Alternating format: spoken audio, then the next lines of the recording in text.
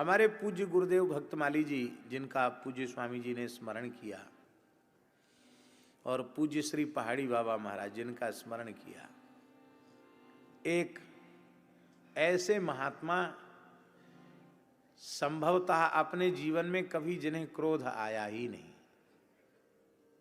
जीवन में महाराज जी, पूज्य श्री भक्तमाली जी महाराज, माने सन 1981 से लेकर 2006 तक तो दास को प्रत्यक्ष उनकी चरण सन्निधि का सौभाग्य प्राप्त हुआ। अत्यंत प्रतिकूल विपरीत परिस्थिति में भी चित्त में क्षोभ उत्पन्न नहीं होना।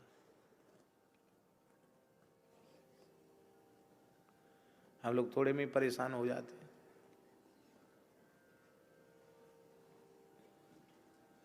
कितने उनके जीवन के ऐसे प्रसंग हैं। पथमेड़ा गोधाम महाराज ने बुलाया था, पूज्य श्री दत्त शरणानंद जी महाराज ने। 2003 में हम लोग बक्सर से महाराज जी के साथ चले। महाराज जी इस समय से रेलवे स्टेशन पहुंच जाते थे। काशी से मरुधर गाड़ी में बैठना था जोधपुर के लिए, जोधपुर से फिर रोड के मार्ग से पथमेड़ा जाना था। 2003 की बात है महाराज जी। और महाराज जी वहाँ 4 बजे ट्रेन का समय था, 3 बजे, ठीक 3 बजे स्टेशन पर, खुले स्टेशन पर बैठ गए। और ट्रेन लेट होते होते 12 घंटे लेट हुई ट्रेन।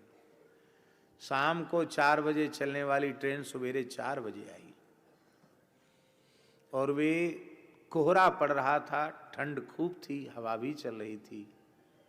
खुले आकाश के नीचे एक गरम एक धुस्सा ओढ़, धुस्सा होता है कंबल, सामान्य कंबल, धुस्सा ओढ़ करके बैठे रहे। लोगों ने कहा महाराज जी को बहुत ठंड लग जाएगी, भीतर ले चलो, आपकी बात मानते हैं। हम थोड़ा हट करने लगे तो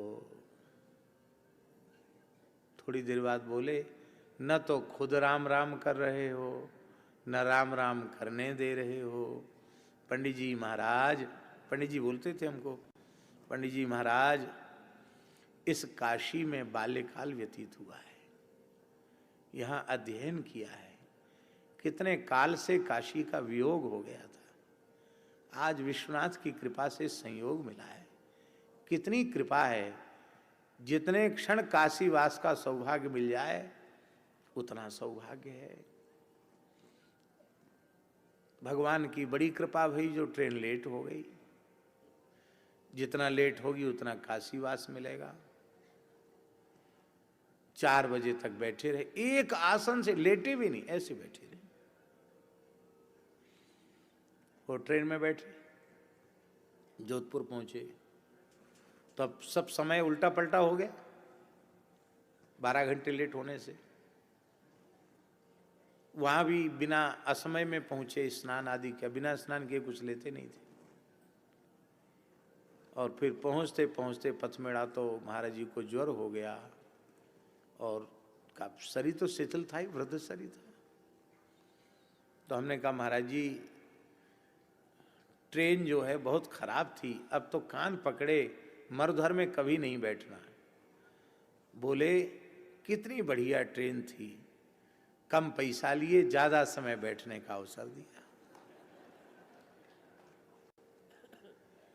पैसा ज्यादा ले और जल्दी उतार दे वो ठीक नहीं है, पैसा कम ले और ज्यादा समय तक बिठा के रखे, वो बैठने का अवसर दिया। और आपको यात्रा में कष्ट की अनुभूति हो रही है श्रीमान जी, जहाँ हजारों लाखों की संख्या में गोवंश हो, उस स्थल को गोलोक मानना चाहिए। पता नहीं मरे पीछे कौन कहाँ जाएगा। भगवान की कितनी करुणा है, जीवित ही गोलोक की प्राप्ति हो गई। कहने का प्रयोजन केवल महाराज जी ये है कि इतना सकारात्मक चिंतन था। यदि हम कहें कि गीता के इस श्लोक का अर्थ क्या है, तो महाराज जी का स्वरूप सामने प्रस्तुत हो जाता। यस्मान नोद विजते लोको लोकान नोद विजते च यः हर्षामर्ष भयोद वेगैः मुक्तो मुक्तः यः सच मे प्रियः, यही है ना।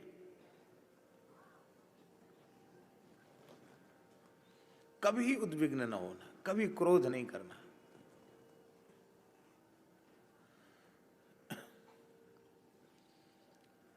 पास में रहने वाले विद्यार्थी कोई उपद्रव कर दें तो गुरुजनों को क्रोध तो होता है, वो करना भी चाहिए।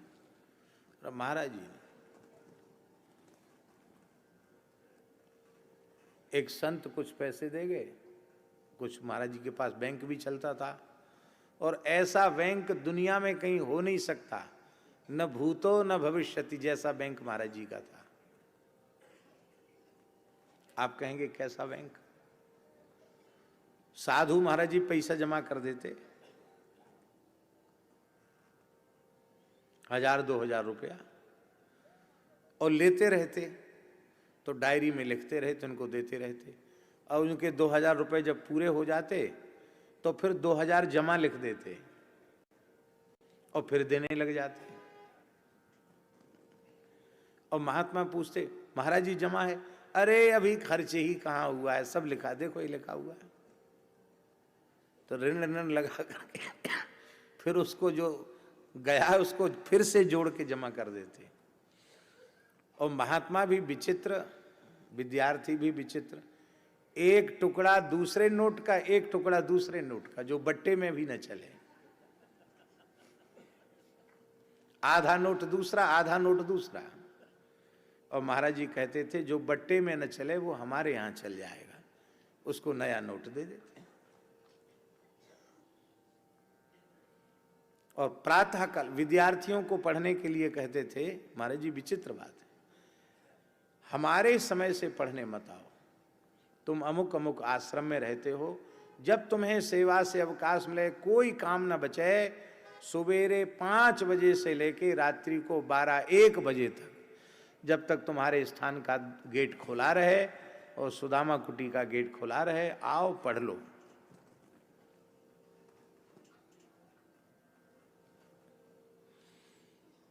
और लघु सिद्धांत पढ़ाने के बाद कहते अब तो तुम्हारी पढ़ाई आगे बढ़ गई, हम तो ज़्यादा पंडित हैं नहीं, पढ़े तो हैं ही नहीं। और कंठस्थ लेटे लेटे तत्वबोधनी की टीका सुनाते चले जाते हैं। कब पढ़ी होगी बनारस में उन्होंने? महाभाष्य तक कुछ भी पूछ लो, बिना ग्रंथ देखे सुनाते थे। ऐसा अद्भुत वैदुष्य था और विनम्रता ऐसी कि कोई देखकर कह ही नहीं सकता कि विद्वान भी है। महाराज जी ने तो देखा, हमारे स्वामी जी ने देखा, खूब अनुभव किया उनका निकट से। अभी काशी वाले श्री राम कमलदास जी वेदांती जी हैं, माने पूरे अखिल भारतीय स्तर की श्लोकांत्याक्षरी प्रतियोगिता काशी में हुई।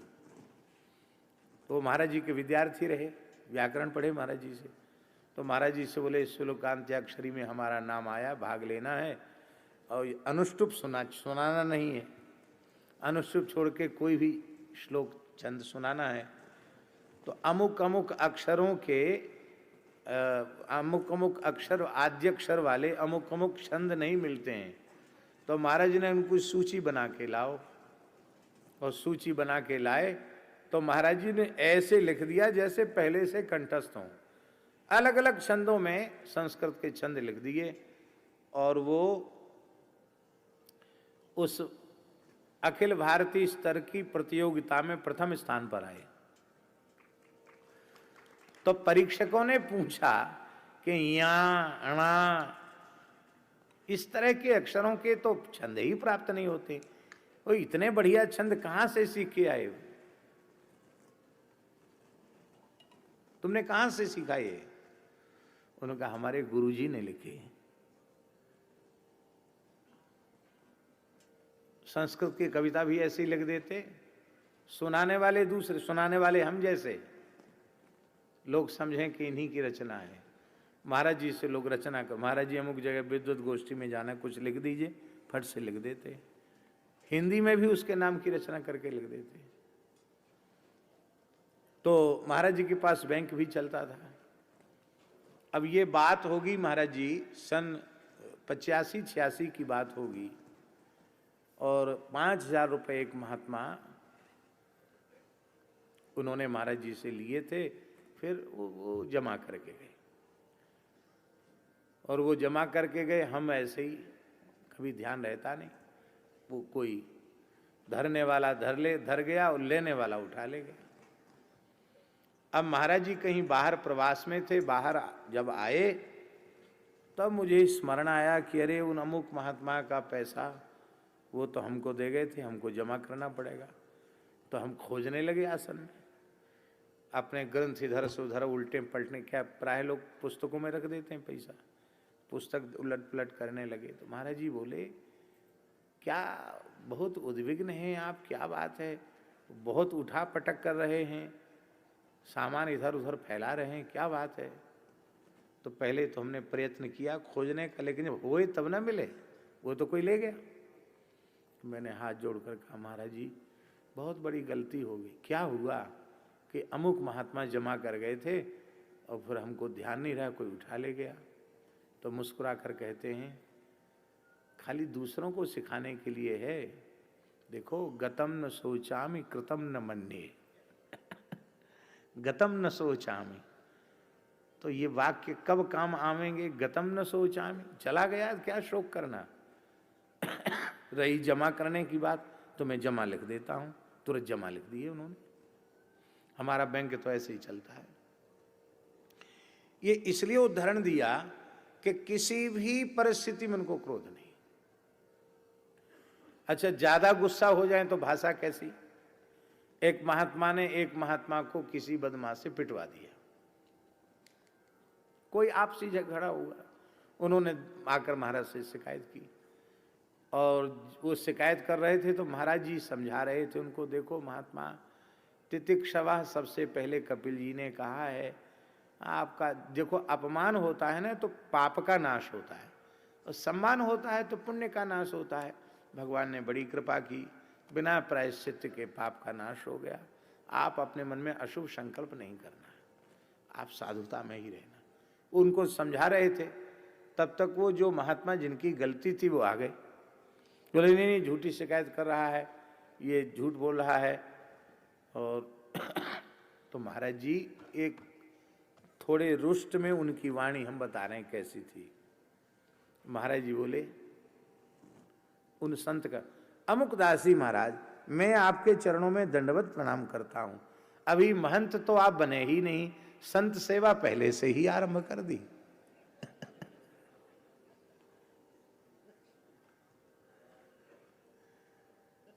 महंती का झगड़ा था कि तुम हमारे स्थान पर क्यों तुमने चद्दर ले ली, बस।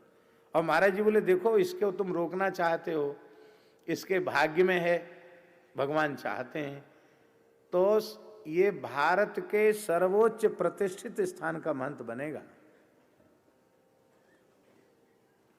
कोई कल्पना नहीं करता था कि अयोध्या में बड़ी छावनी के वो महंत बनेंगे कभी, पर आज वे महाराज जी के ही विद्यार्थी हैं। श्री महंत श्री जगदीश दास जी महाराज, वहीं एक ऐसी परंपरा है अयोध्या जी में, बड़ी छावनी में, महाराज जी तो जानते हैं, जहां महंत के आगे एक विशेषण लगाया जाता है, कान्य कुब्जाचार्य। नहीं तो साधुओं में इस तरह की का विशेषण पूर्वाश्रम वाला लगाया नहीं जाता, पर वहां ऐसा है। वहां कान्य कुब्ज से इतर कोई आकर बैठा तो वो रह ही नहीं पाया, वो पधार गया, तो वहां कान्य कुब्ज ही परंपरा से पीठ पर विराजमान है, और वो जो बैठ जाएगा वो फिर चेहरे दीवारी के बाहर नहीं निकलेगा। ये भी परंपरा, केवल सरयू स्नान के लिए जा सकता है।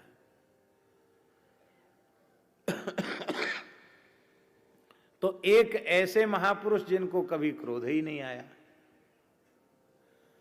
और दूसरे पूज्य पहाड़ी बाबा महाराज, वो ऐसे महापुरुष। दोनों उदाहरण प्रस्तुत कर रहे हैं। ये भी भक्तमाल की कथा समझो इसको भी, ये भक्तमाल की कथा है कि नहीं। दूसरे ऐसे कि हम सुदामा कुटी में रहते थे महाराज जी के पास, तो हम बहुत स्नेह रखते थे पहाड़ी बाबा महाराज। विद्यार्थी हमारे पास पढ़ने जाते थे, ए तुम्हारे गुरुजी आए, कम्बल लाओ, आसन लाओ, बिठाओ, आदर करते थे। हमसे बोले बच्चा कल रामनवमी है, मंत्रोच्चारण करने के लिए आ जाना, एक अभिषेक के लिए आ जाना है रघुनाथ जी के। ठीक है, कितने बजे? वही 11 बजे का टाइम है। और हम 11:15 बजे पहुंचे महाराज जी। संतों से, विद्यार्थियों से, भक्तों से स्थान भरा हुआ था, उत्सव का दिन था। और 11 बजे बुलाया, 11:15 बजे पहुंचे। जैसे मैंने दंडवत किया, सोई ऐसे देखा उन्होंने, सिंह के जैसे देखा उन्होंने, और बोले विश्वासघात महापाप, विश्वासघात महापाप, गुरुजनों से मिथ्या भाषण, है तेरी जय रे तेरी, गुरुजनों से मिथ्या भाषण, घोर नरक का रास्ता, घोर नरक का रास्ता। अरे तुम्हारे जैसे लाखों पंडित बोलते हैं, कोई पूछने वाला नहीं, 2 कौड़ी में 2-4 अक्षर क्या पढ़ गए, फूल गए अहंकार में। पंडित पंडित पंडित, काहे के पंडित? मिथ्यावादी, मिथ्यावादी। क्यों खड़ा है मेरे सामने? निकल यहां से। बड़ा आया पंडित। एक बार तो हमारे मन में आया कि अपराध तो कुछ भी नहीं है, डांटे चले जा रहे हैं, चला जाऊं क्या? फिर हमने कहा नहीं, खड़े रहे, हम सिर झुकाकर खड़े रहे, और वो लगातार डांटते रहे। 11 बजे तक डांटते रहे, कुछ ना कुछ बोलते ही रहे। समय का ज्ञान नहीं है, विचार बिल्कुल नहीं है, विवेक नहीं है। हे, तुम जानते हो पढ़े लिखे मूर्ख कैसे होते? देखो ऐसे होते हैं, ऐसे होते पढ़े लिखे मूर्ख हैं। हम खड़े रह गए। इसके बाद महाराज जी स्वयं उठे, कुआं से जल खींचा अपने हाथ से और हाथ पैर धोए। वैसे तो लंगोटी में रहते थे वो, तो मंदिर में गए तो कमर में एक वस्त्र लपेट लिया, फक्कड़ अवधूत थे, भीतर चले गए और भगवान का अभिषेक शुरू हुआ। डर के मारे दूसरा कौन घुसे गर्भगृह में? महाराज जी अकेले, वृद्ध शरीर। तो हम मंदिर के बाहर खड़े होकर ओम पयः पृथिव्याम पय ओखदिगु पयो दिव्यंतरिक्षे पयोधा वयस्वती ही प्रदिशः संतु मह्यम। डर के मारे कहाँ स्वर निकले, ऐसे धीरे धीरे मंत्र बोल रहे थे। तो उन्होंने देखा पर्दा से, और देखकर, ए बाहर क्यों खड़ा है, भीतर आ जा, आचमन प्राणायाम कर, भीतर आ जा। आ गए।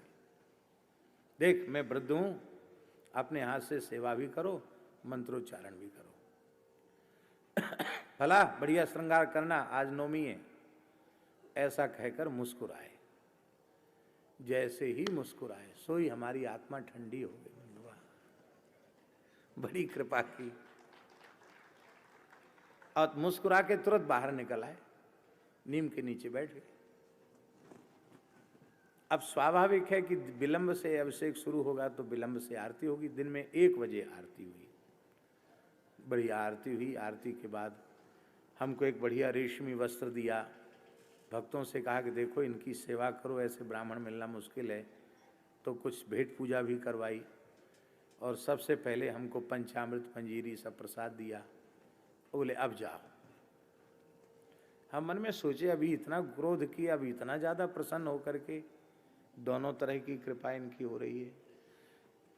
हमने जाकर पूज्य गुरुदेव भक्तमाली जी से निवेदन किया कि महाराज जी आज ऐसी ऐसी घटना घटी। महाराज जी बोले गलती तुम्हारी है,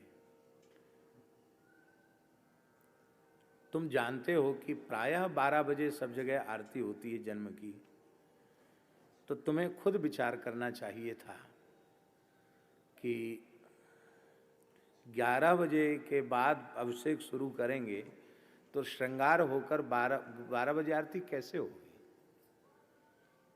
हमने कहा महाराज जी हम हनुमान जी को वाल्मीकि रामायण का मूल पारायण सुना रहे थे, इसलिए थोड़ा विलंब हो गया। अरे हनुमान जी को अपराह्न में सुना देते, सवेरे से ही जाकर वहाँ बैठना चाहिए था, तुम्हारी भूल है। हमको लग ही नहीं रहा था महाराज जी मेरी भूल है, पर महाराज जी ने कहा तुम्हारी भूल है, तो हमने स्वीकार कर लिया। अब समझ में आ गई हमारी भूल है, तो बोले क्षमा मांग के आओ। तो उस दिन नवमी का, रामनवमी नवरात्रि का अंतिम दिन था, तो मन में हमारे भाव था कि भगवती कात्यायनी का भी दर्शन कर लें। तो दर्शन करने जाना ही था, तो महाराज जी बोले उनसे महाराज जी को प्रणाम करके क्षमा याचना करते हुए तब कात्यायनी दर्शन करने जाना है। बोला ठीक है। तो महाराज जी आराम कुर्सी पर एक लंगोटी में जटा फैले हुए लेटे थे। हमने जाकर साष्टांग किया। वाह आ गए? हाँ महाराज जी। कहो क्या बात है? हमने कहा महाराज जी मेरे अपराध को क्षमा करें, मेरी भूल के कारण, प्रमाद के कारण आज समय से रघुनाथ जी की आरती नहीं हुई। 1 बज गया, मैं विलंब से आया, आप क्षमा करें। हमारे प्रमाद से आपको क्रोध करना पड़ा। तो महाराज जी बोले हमने पहले से ही पक्का निश्चय कर रखा था कि अब तक इसका बहुत आदर करते थे, आज सबके बीच में इसका तिरस्कार करना है, देखते हैं ये क्या कहता है। तो तुम मेरी परीक्षा में उत्तीर्ण हुए। तुम सवेरे से आकर बैठते तो डांटता, 11:15 बजे आए तो डांटता, 11 बजे आए थे तो डांटता। डांटने का पक्का निश्चय कर रखा था।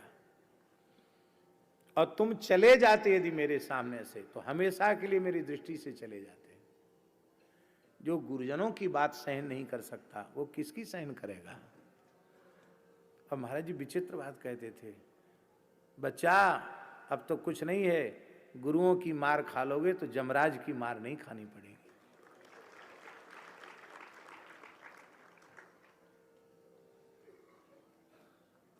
फिर बोले महाराज जी कि मैं क्रोध करता तो वृंदावन वास कैसे करता?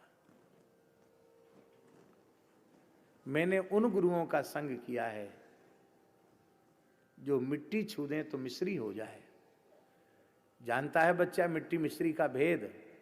ये देह मिट्टी है और इसमें ब्रह्मानंद की अनुभूति मिश्री का अनुभव है।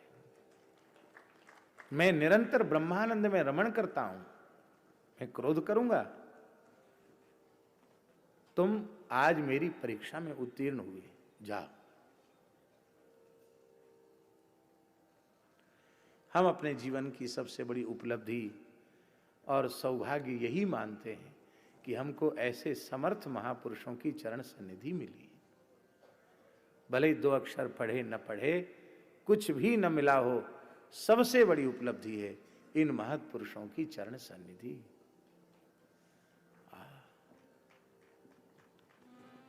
और उनका अभाव कभी नहीं होता। आज भी लगता है कि निरंतर उनकी कृपा करुणा बनी भई है, उन्होंने हाथ पकड़ रखा है, वे ही सब कुछ कर रहे हैं। बोलो भक्तवत्सल भगवान।